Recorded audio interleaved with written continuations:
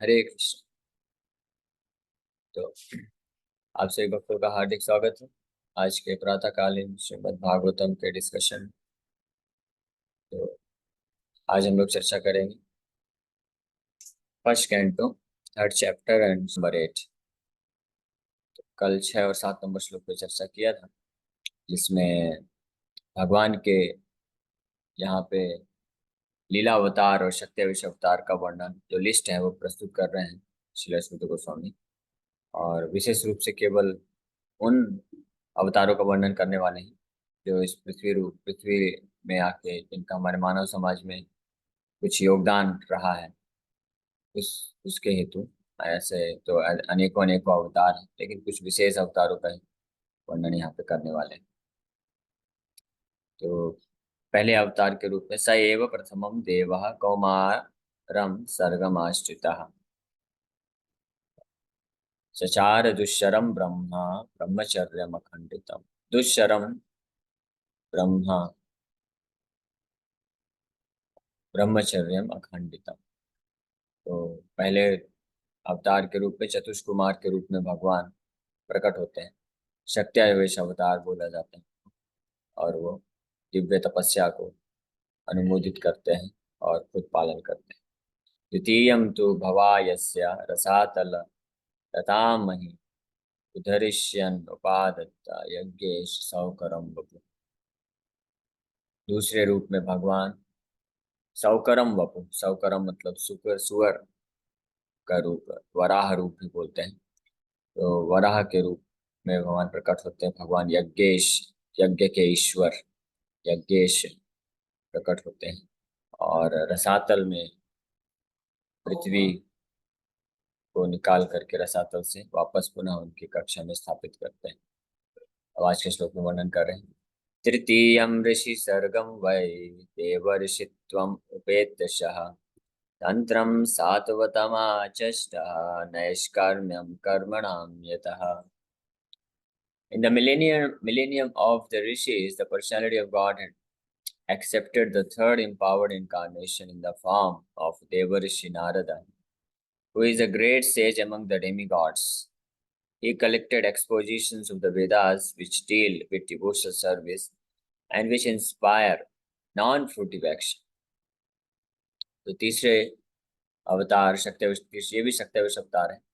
पहला अवतार भी सत्यावेश अवतार, दूसरा लीला अवतार लिए भगवान, और तीसरा भी एक सत्यावेश अवतार नारद मुनि के रूप में प्रकट हुए। तो पहला जो सत्यावेश अवतार था चतुष्कुमार के रूप में, वो भगवान की ज्ञान शक्ति से आवेशित अवतार था। और तीसरा जो सत्यावेश अवतार है श्रील नारद मुनि, वो भगवान की भक्ति शक्ति से आवेशित अवतार है नारद मुनि, इसलिए भक्ति के आचार्य बोले जाते हैं।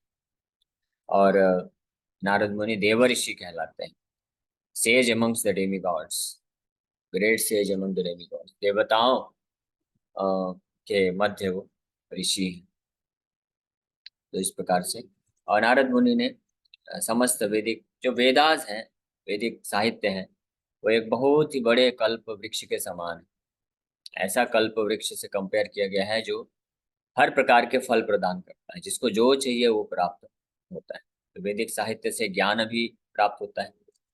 पहले अवतार चतुष्कुमार, उन्होंने उन्हीं वैदिक साहित्य के से ज्ञान को प्रकट करके और फिर उसका साधन जो है खुद प्रैक्टिस किया, अभ्यास किया। दुष्शरम ब्रह्मचर्यम अखंडितम, पहले इस अवतार के उसमें वर्णन है कि दुष्शरम ब्रह्मा ब्रह्मचर्यम अखंडितम। ब्रह्मा मतलब ब्रह्म स्थिति में, यानी दिव्य दिव्य तपस्या को किए और ज्ञान का अनुशीलन किए। अखंडितम ब्रह्मचर्यम का पालन किए, तो वो ज्ञानियों के लिए एक आदर्श बन गए।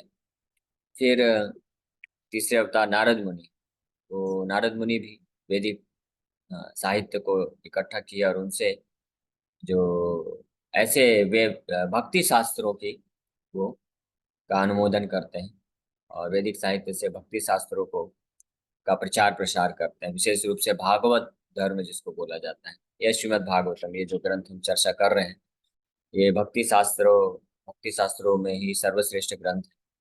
वास्तव में वैदिक साहित्य तो हर प्रकार के अलग अलग प्रकार के शास्त्र तो देता है, अर्थशास्त्र, धर्मशास्त्र, न्याय शास्त्र, ज्ञान शास्त्र और अंततः भक्ति शास्त्र। तो सारे प्रकार के शास्त्रों में जो सर्वश्रेष्ठ शास्त्र है वो भक्ति शास्त्र ही है। ऐसा इसलिए नहीं क्योंकि हम लोग भक्ति शास्त्र को पालन करते हैं, भगवत भक्ति में हम लोग लगे हुए हैं, ऐसा इसलिए नहीं। ये भगवान का मत है, ये शास्त्रों का निर्णय भी है, सारे शास्त्रों का निर्णय भी है। और भागवतम के शुरुआत में ही सुखदेव गोस्वामी, तो सुखदेव गोस्वामी खुद जो है वो समस्त वैदिक शास्त्र के ज्ञाता थे, वो सारे वैदिक शास्त्र जानते थे। और पहले वो खुद जो है ब्रह्म में स्थित थे, ब्रह्म ज्ञान में पूर्ण रूप से स्थित थे, यानी ज्ञान शास्त्र पूर्ण पूर्ण रूप से पालन करके समझ के और मुक्त पुरुष हो चुके थे। तो और ज्ञान शास्त्र की चरम अवस्था में थे, ज्ञान की चरम अवस्था में वो सुखदेव गोस्वामी, उन्होंने श्रीमद् भागवतम बोला।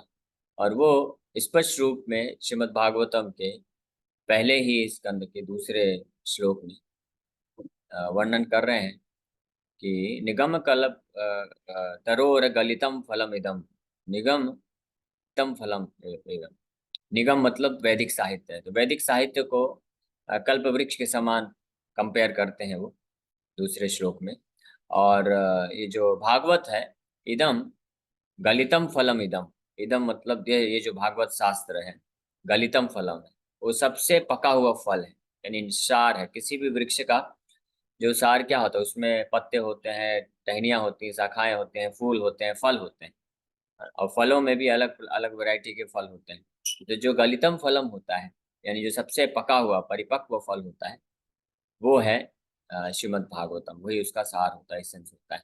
तो जो भक्ति शास्त्र है वो समस्त वैदिक साहित्यों के सार है, यानी अल्टीमेट है, सर्वश्रेष्ठ है, या कंक्लूजन है। यानी सारे वैदिक साहित्यों को पढ़ने के पश्चात धीरे धीरे व्यक्ति कर्मयोग, ज्ञान योग, अर्थशास्त्र, धर्मशास्त्र, नीति शास्त्र, न्याय शास्त्र, ज्ञान शास्त्र, ये सब करते करते करते करते जब पहुंचेगा फाइनली चरम अवस्था में परम सिद्धि की तरफ, तो अंततः वो भक्ति शास्त्र पे ही जाके रुकेगा।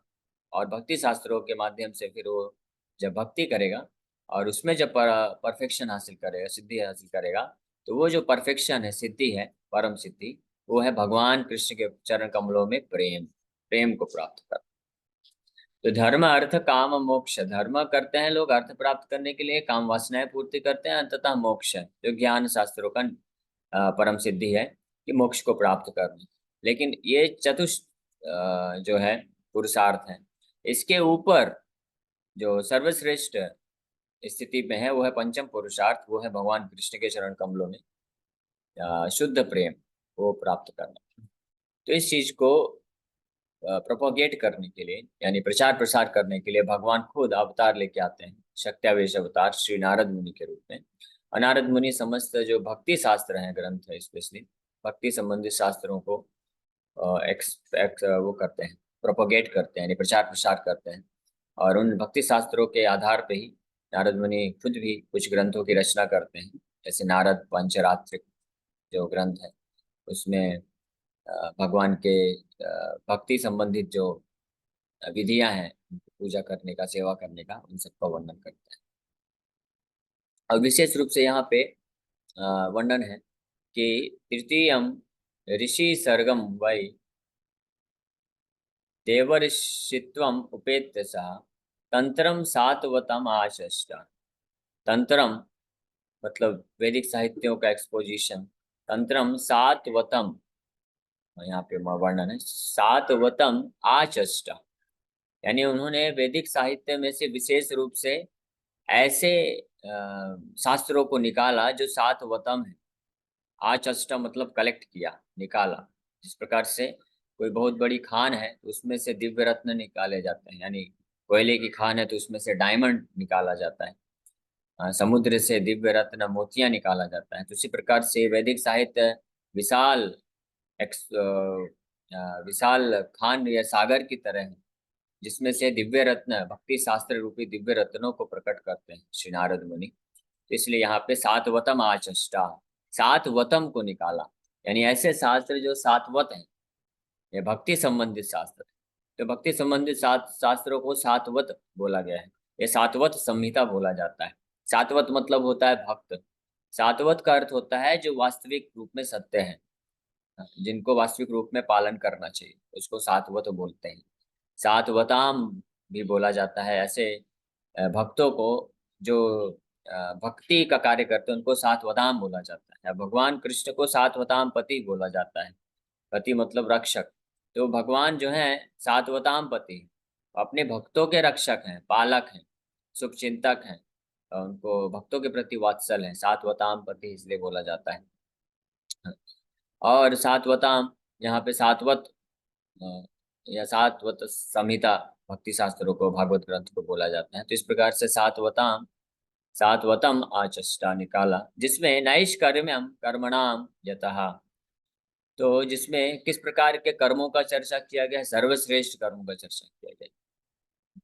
भक्ति संबंधित जो कार्य होते हैं वो सर्वश्रेष्ठ कर्म कहलाते हैं।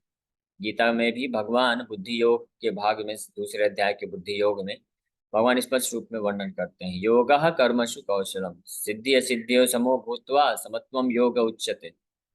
उसके बाद फिर अगले श्लोक में बोलते हैं, योगः कर्मसु कौशलम बुद्धि युक्तो जहाति यः उभे सुकृते दुष्कृते तस्मात् योगाय युज्यस्व योगः कर्मसु कौशलम। तो बुद्धि युक्तो जहाति यः उभे सुकृत दुष्कृते, तो जो बुद्धि योग यानी भक्ति योग में लगता है तो वो जहाती नष्ट कर देता है, यानी निकाल के फेंक देता है वो भक्ति योग। उभे, उभे मतलब दोनों, सुकृत और दुष्कृत। दुष्कृत और सुकृत, सुकृत मतलब सही पुण्य के फल, पुण्य कर्मणाम, और दुष्कृत मतलब पाप कर्मणाम, पाप और पुण्य दोनों के फल को, अच्छा और बुरा दोनों ही के फल को, भौतिक संसार के सुख और दुख दोनों के ही फल को निकाल के जो फेंक देता है, वो है बुद्धि युक्तो जहाति यः, वो है भक्ति योग भगवान का। जहाति यः उभे सुकृते दुष्कृते तस्माद योगाय युज्यस्व, इसीलिए उस योग में स्थित होकर के कार्य करो अर्जुन, क्योंकि योगः कर्मसु कौशलम, इस प्रकार का जो बुद्धि योग है या भक्ति योग है, शुद्ध भक्ति योग है, वो योगः कर्मसु कौशलम, समस्त प्रकार के कर्मों में सर्वश्रेष्ठ कर्म है, कुशल कर्म, सर्वश्रेष्ठ कर्म है। इसमें हमने गीता की क्लास में बहुत विस्तार से चर्चा किया था कि अलग अलग प्रकार के कर्म होते हैं निश्चित रूप में। लेकिन जो मूर्ख होते हैं, वो जिनको ज्ञान नहीं होता, वो सोचते हैं भक्ति जो कर रहे हैं, भक्ति का कार्य जैसे हरे कृष्ण महामंत्र का जप करना, भगवान का सेवा करना, भगवान के बारे में श्रवण कीर्तन कथा श्रवण करना, ये जो कार्य है ये कोई कार्य नहीं, ये सब बेकाम लोग है ना, ये सब एस्केपिस्ट हैं, या सरल भाषा में बोले तो भगौड़े हैं। ये सब संसार को छोड़ दिए हैं, सब कर्मों को छोड़ देते हैं। खाली बस बैठ के भजन कीर्तन करते हैं और समाज पे बोझ बन के बड़े रहते हैं, और समाज पे बोझ रहते हैं, समाज का तो खाते पीते हैं लेकिन समाज को कुछ कंट्रीब्यूशन नहीं देते। तो इस प्रकार का दृष्टि, इस प्रकार की विचारधारा किसकी होती है? जो अज्ञानी पुरुष होते हैं, अज्ञानी लोग होते हैं, जो मूर्ख होते हैं, जो जानते नहीं है अलग अलग प्रकार के कर्म क्या होते हैं, है ना। जैसे कोई मान लीजिए कोई बालक है छोटा सा, तो वो बोलेगा कि अरे ये डॉक्टर लोग क्या है, सब बेकार लोग हैं, ये लोग जो है कुछ काम धंधा तो करते नहीं है, अपना ऑफिस में बैठे रहते हैं, एक कुर्सी ले लिए और पेपर ले लिए, पेन ले लिए, और बस कुछ कुछ गोदते रहते हैं, वो भी समझ में नहीं आता क्या लिखते हैं, कुछ कुछ ऐसे गोद देते हैं, और उसके लिए फिर 1,000 रुपए दे दो, 500 रुपए दे दो, बैठ के बस डिमांड करते रहते हैं। कुछ काम धंधा कहाँ करते हैं, सोसाइटी के लिए क्या करते हैं? तो ऐसा अगर कोई बोलेगा डॉक्टर को, यानी वो मूर्ख ही होगा ना, अज्ञानी ही होगा, इसका मतलब उसको पता नहीं है कि डॉक्टर का क्या कार्य है। हाँ। हाँ, उसी प्रकार से जो सोचते हैं कि भक्त लोग क्या करते हैं, बस हरे कृष्ण बैठ के जप करते रहते हैं, और वो एक मंदिर बना लिए हैं, मंदिर का ही बस थोड़ा बहुत सेवा करते रहते हैं, समाज के लिए क्या करते हैं, देश के लिए क्या करते हैं, लोगों के कल्याण के लिए क्या करते हैं? तो ऐसा कौन सोचता है? जिसके पास ज्ञान नहीं। वो उसी तरह से उस बालक की तरह है जैसे जो सोचता है कि ये डॉक्टर कुछ लिखते हैं और उसका इतना सारा पैसा कमाते रहते हैं, बड़ी बड़ी कार में घूमते हैं। जज क्या करता है? जज भी कुछ नहीं करता है, बस ऐसे ही बैठ के कुछ लिखेगा, कुछ डिसीजन दे देगा, और इतना पैसा कमाता है। तो जो मूर्ख होते हैं, अज्ञानी होते हैं, वो इस प्रकार से विचार करते हैं, क्योंकि उनको नहीं पता होता है कि कार्य करने में अ, सर्वश्रेष्ठ जो होता है वो कार्य की गुणवत्ता पे निर्भर करता है।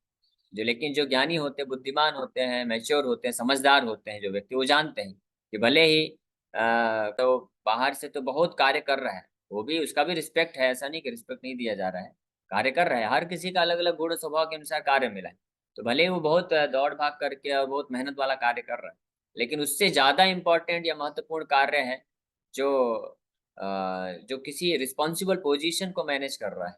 हाँ, जो डॉक्टर है, जो जज है, या जो कोई नेता है ना, जो जो पूरी दायित्व को लेते हैं, समाज को, जो अपना बुद्धि का इस्तेमाल करके समाज को कैसे व्यवस्थित करके रखना है, ये कार्य करते हैं, तो वो श्रेष्ठ है ना। इसलिए वो मैनेजर है, इसलिए उनको ज्यादा फैसिलिटी दिया जाता है, ज्यादा उनको सैलरी दिया जाता है, क्योंकि भले ही मेहनत फिजिकली वो ज्यादा कार्य नहीं करते हुए दिखते हैं, लेकिन बुद्धि से इस प्रकार से सुचारू रूप में कार्य करते हैं कि समाज की व्यवस्था बनी रहे। तो समझदार व्यक्ति इस चीज को समझता है। उसी प्रकार से जो शास्त्रों को ज्ञान रखेंगे और अच्छे से समझदार होते हैं, आध्यात्मिक रूप से समझदार जो होते हैं, और विशेष रूप से जो शुद्ध हृदय के होते हैं, वो जानते हैं कि भगवान के जो भक्त होते हैं वो सर्वश्रेष्ठ कार्य करते हैं। और इस बात का प्रमाण शास्त्रों में प्राप्त होता है, भागवत में भी, गीता में भी विशेष रूप से ये प्रमाण प्राप्त होता है। योगः कर्मसु कौशलम। और क्यों सर्वश्रेष्ठ कर्म है योग, ये भक्ति योग जो है, जो भक्त लोग होते हैं, इसका उत्तर इस तीसरे लाइन में दिया गया है। नैष्कर्म्यम कर्मणाम यतः। यतः मतलब इन सात्वत संहिताओं से, यानी धर्म शास्त्रों से, सॉरी, भक्ति के शास्त्रों से, भक्ति संबंधित जो शास्त्र होते हैं, श्रीमद् भागवत हो गया, गीता हो गया, रामायण हो गया, ये सब भक्ति संबंधित शास्त्र हैं। इसमें अन्य जो चीजें हैं, अर्थ, धर्म, काम, मोक्ष, इनके बारे में चर्चा की गई है, लेकिन ये अंतिम लक्ष्य नहीं बताया गया है।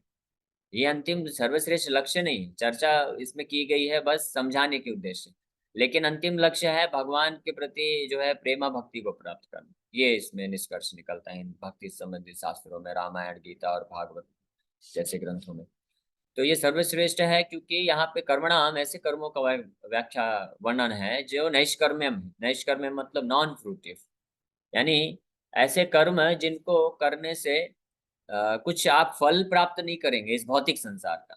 भौतिक संसार का सुख दुख ये सब प्राप्त अ, नहीं करेंगे, इसलिए उनको नैष्कर्म बोला गया है। ये नैष्कर्म का अर्थ ये भी होता है कि इस प्रकार के कर्म में जो लगे हुए भक्तजन होते हैं, शुद्ध भक्ति के मार्ग में जो लगे हुए भक्तजन होते हैं, ये भक्ति संबंधित शास्त्रों का जो पालन करते हैं, श्रीला नारद मुनि के जो है पद चिन्हों में पालन करते हुए, तो जो भक्ति संबंधित कार्य हैं और भक्त हैं, उनके जो आचार्य हैं, आदर्श हैं, वो श्रीला नारद मुनि, और वो जो है महाजन है उनके लिए। तो उनके अनुसार जो कार्य करते हैं, तो वास्तव में वो कुछ भौतिक लाभ को प्राप्त करने की इच्छा से नहीं करते हैं, इसलिए नैष्कर्म्य में बोला गया। अन्यत्र आप देखेंगे तो कोई चाहे अर्थशास्त्र, धर्मशास्त्र, नीति शास्त्र, न्याय शास्त्र, ज्ञान शास्त्र, ध्यान शास्त्र, इन सारे शास्त्रों का पालन करता हो, या कोई नास्तिक है जो अपने ही मनमाने तरीके से भौतिकवादी जीवन व्यतीत करता हो, तो हर प्रकार के लोगों में ये पाया जाता है कि वो कुछ भी कार्य करते हैं तो कुछ ना कुछ वो फल की ये कामना करते हैं, कुछ ना कुछ वो फल प्राप्त करना चाहते हैं। या तो अपने भौतिक शरीर इंद्रियों के तृप्ति के लिए, या मन की तृप्ति के लिए, या बुद्धि की तृप्ति के लिए, अहंकार की तृप्ति के लिए, या उसी को एक्सटेंड करके अपने परिवार वालों के लिए, समाज वालों के लिए, देश वालों के लिए, मानवता के लिए। ये सब जो है भौतिक लाभ की कामना उनके हृदय में रहती है, इसलिए वो निष्कर्म्यम नहीं है, और इसलिए इनका मन कभी शांत नहीं होता है।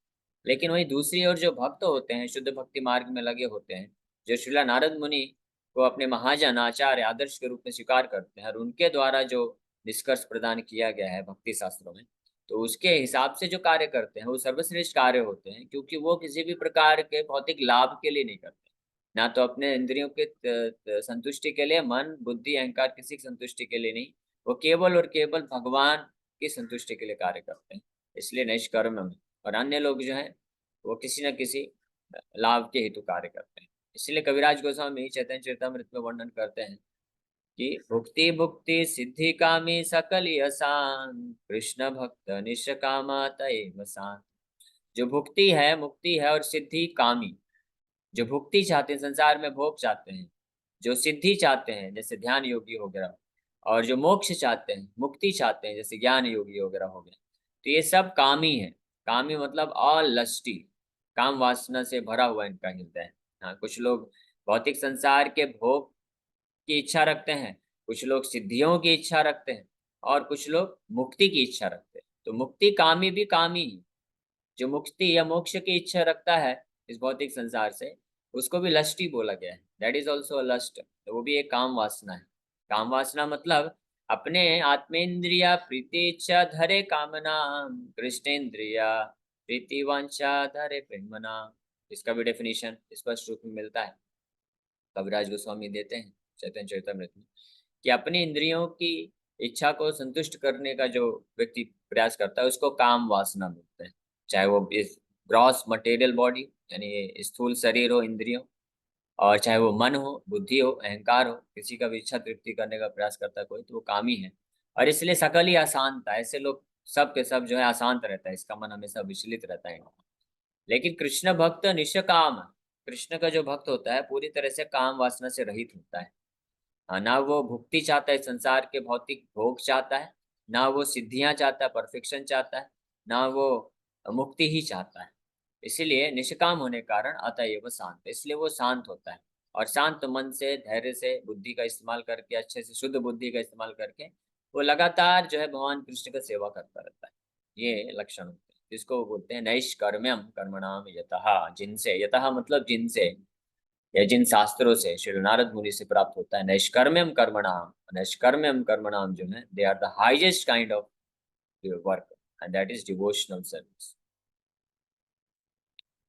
The great Rishi Narada, who is an empowered incarnation of the personality of God and propagates devotional service all over the universe. पूरे ब्रह्मांड में नारद मुनि भक्ति का प्रचार करते, इसलिए नारद मुनि जो है अत्यंत प्रिय हैं भगवान को, क्योंकि भगवान का जो असली जो संदेश है या असली जो प्रोडक्ट है वो नारद मुनि डिस्ट्रीब्यूट करते हैं, इसलिए अत्यंत प्रिय है नारद मुनि। इसलिए नारद मुनि को और अन्य किसी को इतना नहीं है एक्सेस। नारद मुनि को पूरे ब्रह्मांड में, भौतिक आध्यात्मिक ब्रह्मांड में वो कहीं भी जा सकते हैं बिंदास, उनके लिए कोई रुकावट नहीं। गोलोक वृंदावन में निकुंज लीला तक से लेकर के इस भौतिक जगत के नरक लोकों तक कहीं भी वो जा सकते हैं। उनके पास हर जगह जाने का visa passport, permanent visa passport available है, लेकिन दूसरे लोग नहीं जा सकते। हमने सुना पिछले 2 श्लोक पहले कि चतुष कुमार, जो कि वो खुद भी भगवान के शक्ति अवतार है, हालांकि ज्ञान शक्ति के आवेशित अवतार है, लेकिन वो चतुष कुमार को भी वैकुंठ में प्रवेश नहीं मिला, वैकुंठ में जाने की अनुमति नहीं मिली। भौतिक ब्रह्मांड से जब बाहर निकल के गए, वैकुंठ के गेट में उनको रोक दिया गया। 6 गेट पर पार कर गए, लेकिन 7वें गेट में तो रोक दिया गया, वैकुंठ में भी प्रवेश नहीं मिला। तो गोलोक वृंदावन तो बहुत दूर की बात है। वही नारद मुनि को कोई रुकावट नहीं, क्योंकि नारद मुनि अत्यंत प्रिय हैं भगवान नारायण को, क्योंकि वो भगवान नारायण का जो सबसे खास प्रोडक्ट है भक्ति, उसका प्रचार प्रसार करते हैं। तो इससे ये भी हमको शिक्षा मिलती है कि जो भक्त, जो व्यक्ति भगवान के जो असली प्रोडक्ट है, असली जो वस्तु है, भगवान के शुद्ध भक्ति, उसका प्रचार प्रसार करते हैं, वो भगवान को अत्यंत प्रिय हो जाते हैं। अन्य लोग जो कि ज्ञान का प्रचार करते हैं, कोई योगा का प्रचार करते हैं, कोई जो है अलग अलग यज्ञ का, कर्मकांड का, ये सब का प्रचार प्रसार करते हैं, ये इसका पालन करते हैं, तो वो उतने प्रिय नहीं होते भगवान को, वो रेस्ट्रिक्शन में रहते हैं। लेकिन भगवान के भक्त, शुद्ध भक्त होता है, उस वो भगवान का अत्यंत प्रिय है और उसको हर जगह एक्सेस है, इसलिए उसको कोई नहीं रोक सकता। अगर कोई भी भगवान के ऐसे शुद्ध भक्त को कहीं भी जाने से, कुछ भी प्रकार का प्रचार, भक्ति के प्रचार करने में विघ्न डालता है, तो वो अपराध होता है, उसका अपराध लगता है फिर उसको। श्रील प्रभुपाद जी जा रहे थे विदेशों में, तो प्रभुपाद जी को कई लोगों ने रोकने का प्रयास किया। जैसे प्रभुपाद जी विनम्रता पूर्वक बोलते थे कि we have no business to take anything from other countries. हमारा कोई उद्देश्य नहीं है, हम दूसरे देशों को कुछ प्राप्त करना चाहते हैं। पूरा ब्रह्मांड जो है भगवान का है, और हम वही भगवान, परम भगवान के भक्ति का प्रचार करना चाहते हैं। इसलिए there should be no restriction, कोई रेस्ट्रिक्शन नहीं होना चाहिए। लेकिन असुर लोग तो हर जगह रहते हैं, असुर लोग हर जगह रहते हैं, और वो भगवान के भक्तों को रेस्ट्रिक्ट करने का प्रयास करते हैं प्रचार प्रसार करने से। All great devotees of the Lord all over the universe and in different planets and species of life are his disciples.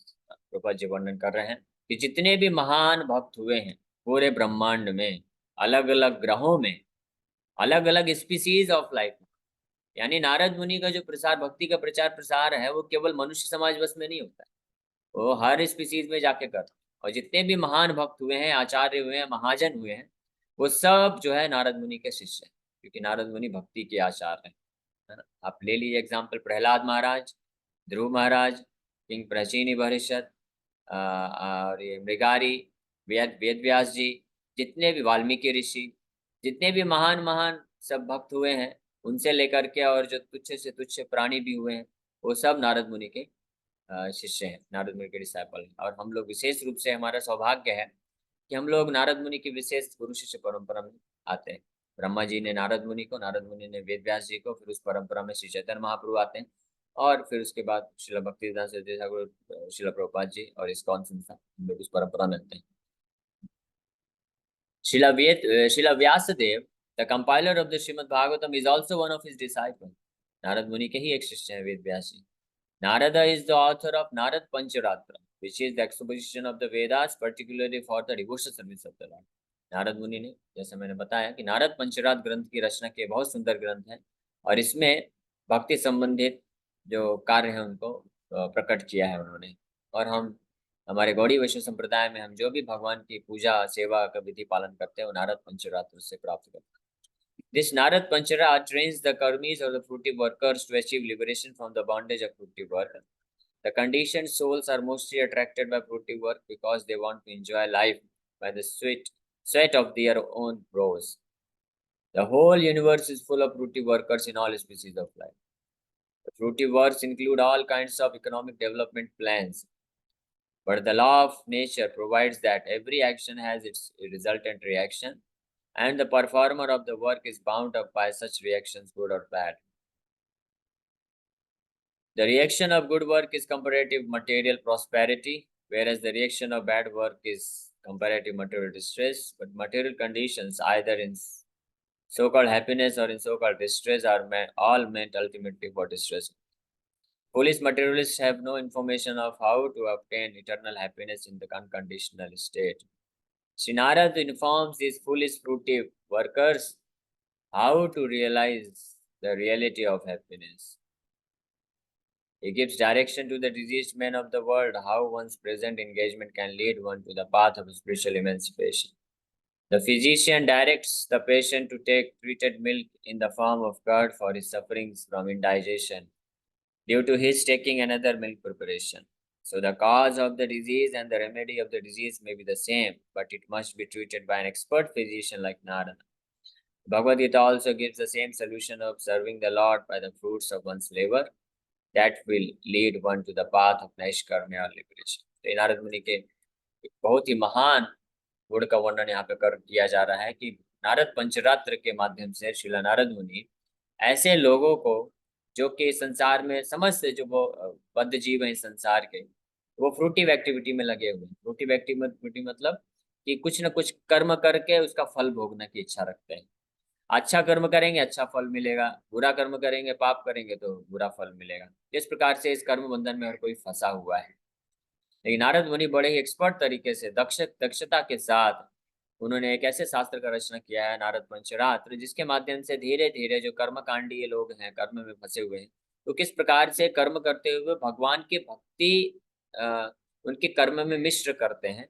और इस प्रकार से भक्ति का अंग जब जुड़ जाता है तो धीरे धीरे उनका हृदय शुद्ध होता है, और वो फिर धीरे धीरे नैष्कर्म्यम यानी कि कर्म बंधन से मुक्ति को प्राप्त करने के मार्ग में चल पड़ते हैं। तो नारद मुनि की बड़ी विशेष कृपा है, और ये तीसरे अवतार के रूप में भगवान नारद मुनि के रूप में प्रकट होते हैं, शक्त्यावेश अवतार जिनको बोला जाता है। और ये जो शक्त्यावेश अवतार है नारद मुनि, ये कैसे प्राप्त हुआ? नारद मुनि, तो शक्त्यावेश अवतार का मतलब होता है भगवान अपने किसी बहुत ही नित्य पार्षद को अपना शक्ति आवेशित करता है, और भक्ति रूपी जो आवेशित, भक्ति का आवेश किया भगवान ने, शक्ति संचारित किया नारद मुनि को, इसके पीछे रहस्य क्या है, नारद मुनि ने ऐसा क्या किया था, तो वो हालांकि आएगा अगले अध्याय में, अगले अध्याय में। लेकिन यहाँ पे प्रसंग चल रहा है तो वर्णन करना बहुत महत्वपूर्ण होगा। क्योंकि नारद मुनि जब दासी पुत्र थे, एक पहले वो गंधर्व थे, उनको फिर अपराध किया कुछ उन्होंने, तो अपराध के कारण उनको एक शूद्र के घर में जन्म लेना पड़ा, पृथ्वी लोक में आकर के दासी पुत्र के रूप में थे। तो उनका परम सौभाग्य रहा कि वो भगवान के शुद्ध भक्तों की सेवा उनको प्राप्त हुई। शुद्ध भक्तों का सेवा करते थे, उनसे कथा श्रवण करते थे, और फिर उनका जो उच्चिष्ट है वो प्राप्त करते थे, और उनका कुछ व्यक्तिगत सेवा भी करते थे, प्रसाद सर्विंग करना, उनका मसाज करना, कपड़े धोना, ये सब कार्य करने से नारद मुनि को भगवान नारायण की असीम कृपा मिल गई कि भगवान नारायण ने अपना भक्ति शक्ति उनके में आवेशित कर दिया और अपना ही अवतार के रूप में प्रकट कर दिया। और नारद मुनि फिर एक इतने महानतम आचार्य बन गए भक्ति शक्ति के कि महान महान वो भी उनके शिष्य हो। तो ये होती है शक्ति। महत सेवा, महत सेवा, भगवान के शुद्ध भक्तों का जो इस प्रकार से सेवा या उनका आश्रय प्राप्त करता है तो इस हद तक कृपा प्राप्त कर सकता है भगवान का, जैसा कि नारद मुनि के जीवन से हमको प्राप्त समझ में आता है। Okay, so thank you very much. आपसे भक्तों का बहुत बहुत धन्यवाद। हरे कृष्ण।